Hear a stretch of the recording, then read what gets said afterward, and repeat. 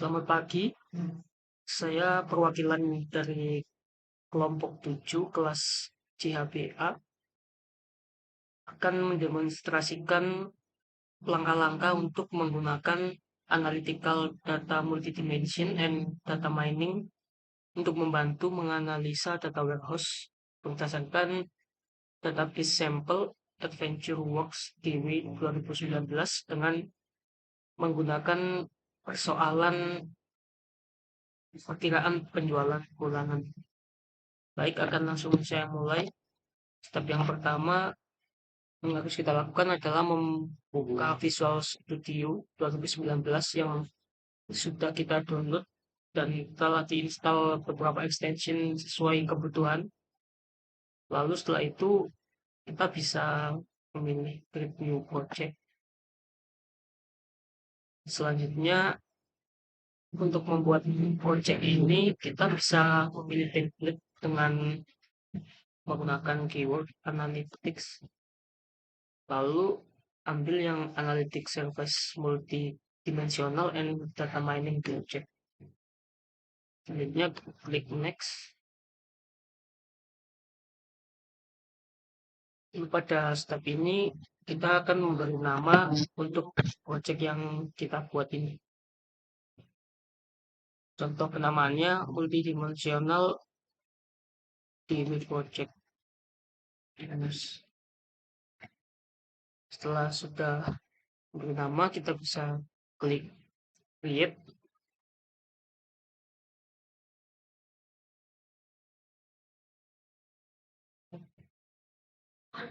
Setelah itu kita akan diarahkan ke tampilan Visual Studio. Dan di kanan ini ada Solution Explorer. Terus kita bisa klik kanan pada bagian data source, klik new data source, kemudian next. Jadi kita bisa membuat koneksi berdasarkan koneksi yang sebelumnya sudah kita buat. Atau kita bisa membuat koneksi baru dengan klik new.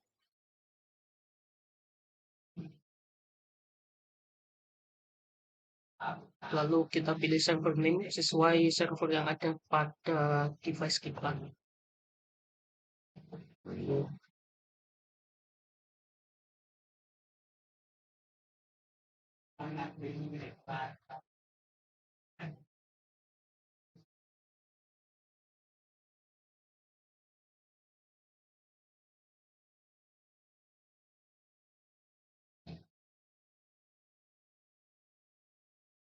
Nah, ini sudah muncul, kita bisa pilih sesuai server database yang kita pakai.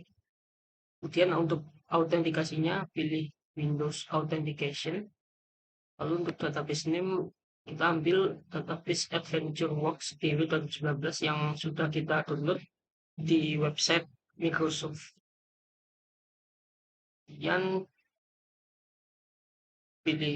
Kemudian kita bisa melakukan tes connection apakah koneksi yang kita lakukan sudah oke atau belum. Sini tes connectionnya sukses dan kita bisa klik OK. Lalu kita bisa next. Lalu untuk impersonation information kita bisa pakai use the service account. Lalu untuk data source name kita tidak perlu ubah, kita pakai nama default saja AdventureWorks DW 2019. Klik finish. Kemudian di sini akan muncul data source yang telah kita import tadi. Selanjutnya kita ke data source view, lalu klik new data source view, kemudian next. Kita bisa pilih data source yang tadi telah kita tambahkan. Lalu di kiri ini ada list table dari data source kita tadi. Untuk case perkiraan penjualan bulanan ini kita akan mengambil 3 tabel, yaitu yang pertama track sales quote. Kita bisa drag ke kanan. Lalu selanjutnya kita bisa memilih level dimension. kita bisa drag ke kanan, dan satu lagi kita bisa memilih dimension employee. Selanjutnya kita bisa klik next. Kita bisa memberi nama untuk data source view.